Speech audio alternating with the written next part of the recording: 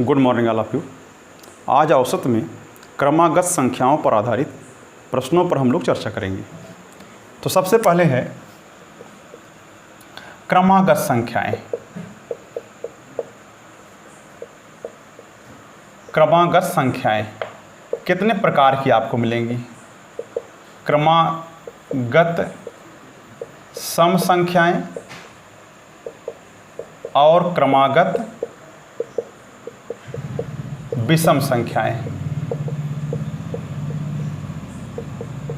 ठीक है ना, जैसे 2, 1, 3, 5, 7 इस तरीके से क्रमागत विषम है। 2, 4, 6, 8 इस तरीके से क्रमागत सम है। और 1, 2, 3, 4, 5, 6 एंड सो ऑन ये क्रमागत संख्याएं हैं। इनमें 1-1 का अंतर होता है, इन सब में 2-2 का, और इन सब में भी 2-2 का अंतर होता है। लेकिन अब इनका यूज कैसे होता है वो जरा देखिए। हमेशा औसत जो होता है वो मध्य की संख्या होती है। क्रमागत में या क्रमागत सम हो, चाहे क्रमागत विषम हो और चाहे क्रमागत संख्या ही हो, सब में जो है जो बीच की संख्या होगा वही माध्य भी होगा। तो एक क्वेश्चन पहला मान लीजिए, 5 क्रमागत संख्याओं का 5 क्रमागत संख्याओं का औसत 15 है। तो 5 क्रमागत संख्याओं का औसत 15 है, तो बीच वाली संख्या बताइए, संख्या क्या है? ये क्वेश्चन है। तो हमेशा बीच वाली जो संख्या होता है वही औसत होता है, यानी आपका जो है ये आपका जो बीच वाली संख्या है वही औसत के बराबर है। तो अब बीच वाली संख्या हमको मिल गया। अब अगर पूछता बड़ी वाली संख्या क्या है, तो 15 अगर मध्य की संख्या है तो 16 होगा, 17 होगा, इसके पहले 14 और 13 होगा, तब तो ये बीच में रहेगा। तो जो मध्य की संख्या होता है वही औसत होता है। ध्यान रखिए, जैसे 5 संख्याओं में कोई न कोई संख्या बीच में है, इसलिए वही माध्य होगा, वही औसत होगा और वही बीच वाली संख्या होगी। अच्छा, यानी बीच वाली संख्या मध्य की संख्या आपको मिलेगी। तो अब अगर पूछता बड़ी वाली संख्या क्या है तो आप कह देंगे 17 है। छोटी वाली संख्या क्या है तो 13 है। इन दोनों के बीच में अंतर कितना है तो 17 और 13 में अंतर 4 का है। इस तरीके से आप काम कर सकते हैं। अच्छा, इसी में 5 क्रमागत सम संख्याओं का 5 क्रमागत, दूसरा क्वेश्चन मान लीजिए, दूसरा क्वेश्चन है 5 क्रमागत सम संख्याओं का औसत 24 है, तो बीच वाली संख्या क्या है? तो हमेशा बीच वाली संख्या वही औसत होगा। ठीक है ना। तो बीच वाली अगर औसत है तो उसके बाद हम 25 नहीं लिख देंगे, 26 लिखेंगे। इसके पहले क्या लिखेंगे 22, इसके पहले क्या लिखेंगे 20। अच्छा, इसके पहले नहीं लिखना क्योंकि आपको मध्य की संख्या बरकरार रखना है। तो यहाँ 20 रहेगा और यहाँ पर आपका 28 रहेगा। तो 20, 2 22, 2 24, 2 26, 2 28 सब सम संख्याएं हैं। लेकिन इनमें गुण, खास गुण क्या है? मध्य की संख्या 24 है, यानी सबको जोड़कर अगर हम 5 से भाग करेंगे तो आपका औसत 24 मिलेगा। अच्छा, तो बीच वाली संख्या 24 मिल गया। अब इसी तर्ज पर बड़ी वाली क्या होगा? बड़ी वाली संख्या हो जाएगी 28, यानी अब छोटी वाली पूछे अगर आपसे तो आपका हो जाएगा 20, यानी कि औसत जो दिया रहता है वही आपकी बीच वाली संख्या होती है। आगे बढ़ते हैं। अच्छा, इसी में आपका जो है 7, मान लीजिए क्वेश्चन नंबर 3 है, 7 क्रमागत विषम संख्याओं का औसत मान लीजिए 25 है, ऐसे कह दिया। तो यानी बीच वाली संख्या हमेशा कौन होगा? वही 25 होगा, वही औसत होगा। तो 25 अगर बीच में है तो 25 2 27, 27 2 29 और 29 2 31, हमको 7 संख्या लिखना है। तो ये मध्य की संख्या, आप 3 आगे लिखे तो 3 पीछे भी लिखिए। 23 इसके पहले, 21 इसके पहले, 19 हो जाएगा। 19 2 21, 21 2 23, इस तरीके से पूरी 7 संख्याएं। अगर पूछता बड़ी वाली क्या है तो बड़ी वाली आपका हो जाएगा 31 और छोटी वाली क्या हो जाएगा 19 हो जाएगा। अच्छा,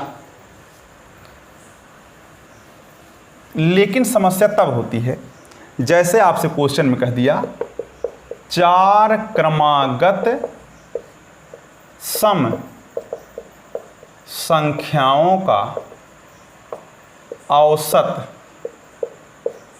25 है। तो बड़ी वाली संख्या पूछ ली आपसे, तो क्या कर पाएंगे? तो 4 क्रमागत सम संख्याओं का औसत 25 है, तो 25 बीच वाली संख्या है, लेकिन वो हमको वो संख्याओं में नहीं है, औसत है बीच, यानी औसत 25 जरूर है, लेकिन उन 4 क्रमागत सम संख्याओं में वो संख्या नहीं होगी। क्यों? क्योंकि सम संख्या है ही नहीं 25।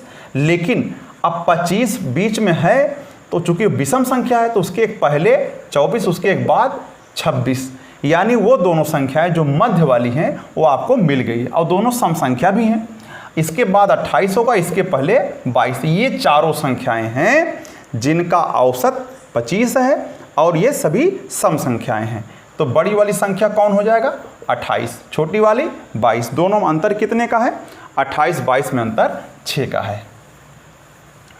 अच्छा, इसी तर्ज पर एक क्वेश्चन और है। मान लीजिए 6 क्रमागत विषम संख्याओं का औसत 24 है, तो बड़ी वाली संख्या क्या है? तो यानी कि बीच वाली संख्या आपका 24 हो नहीं सकता, औसत 24 है। तो मध्य की संख्या इन 6 में से कोई मध्य की संख्या है ही नहीं, 2 लोग मध्य के होंगे, और चूंकि हम विषम खोज रहे हैं और ये सम है, तो 24 से एक पहले और 24 के एक बाद हमको वो संख्याएं मिल जाएंगी जो विषम भी हैं और मध्य में पड़ेंगी। क्योंकि 4 लोगों में 2 लोग विषम, 2 लोग बीच में पड़ते हैं, और 6 लोगों में भी 2 लोग बीच में पड़ते हैं। तो ये देखिए 6 संख्याओं में से बीच वाली दोनों मिल गई जो विषम संख्याएं हैं। तो आगे आप 27 और 29 लिख दीजिए, इसके पीछे आप लिखेंगे 21 और 19 लिखेंगे। तो यहाँ हमारे सामने 6 संख्याएं हैं और क्रमागत विषम संख्याएं हैं, जिनका अगर औसत लेंगे तो वो 24 आएगा। अगर पूछे बड़ी क्या है तो 29 है, और छोटी क्या है तो आपका 19 है। अच्छा, इसके बाद क्रमागत के बाद जो है आती बात, मान लीजिए पहला पूछ लिया प्रथम 9 अभाज्य संख्याओं का औसत पूछ लिया। अब प्रथम 9 अभाज्य संख्याएं हैं कौन? ध्यान रखिए, एक अभाज्य संख्या के अंतर्गत नहीं आता। पहली अभाज्य संख्या 2 है, पुनः उसके बाद 3 5 7 9 नहीं होगा, 11 होगा, 13 17 19 और 23, 3 3 6 3 9। ये हमारे सामने मौके पर 9 संख्याएं हैं। इनका औसत कैसे निकालेंगे? सबको जोड़ करके 9 संख्या से भाग कर दीजिए, तो औसत आपको मिल जाएगा। तो 3 और 2 5, 5 5 10, 10 7 17, 17 और 1 18, 10 28 हुआ। 28 में आप 3 जोड़िए, 31 10 41 हुआ। 41 में आप 7 जोड़िए, आपको 48 और 10 58 मिला। 58 और 58 में 9 19 जोड़िए, 58 10 68 हुआ। 68 में 9 जोड़िए 67 हुआ।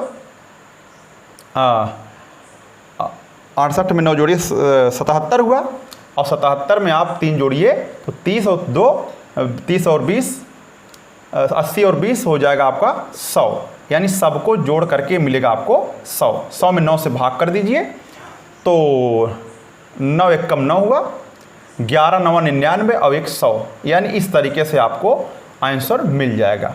जोड़ने की प्रक्रिया आप अपने स्तर से जोड़ सकते हैं। अच्छा, उसके बाद जो है एक क्वेश्चन और मिलता है जो वेरी इंपॉर्टेंट है। एक क्वेश्चन और मिलता है 3 के प्रथम 5 गुणजों का औसत। ये कैसे निकालेंगे? तो 3 के प्रथम 5 गुणज कौन हैं? 5 हो या 10 हो, 10 गुणज कर दीजिए, कोई दिक्कत नहीं है। 10 गुणजों का औसत क्या होगा?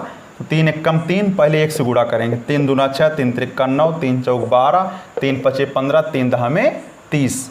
यानी कि 3 का पहला गुणज है, 3 का दूसरा गुणज माने 2 से गुणा, 3 में 3 से गुणा, 3 में 4 से गुणा, 3 में 10 से गुणा। इनका औसत निकालने का तरीका, चूंकि सब में समान अंतर है, इसलिए पहला और अंतिम जोड़ के आधा कर दीजिए, तो 33/2 हो जाएगा। 16.5 आपको आंसर मिल जाएगा। इस तरीके से आप गुणजों वाला भी क्वेश्चन सॉल्व कर सकते हैं।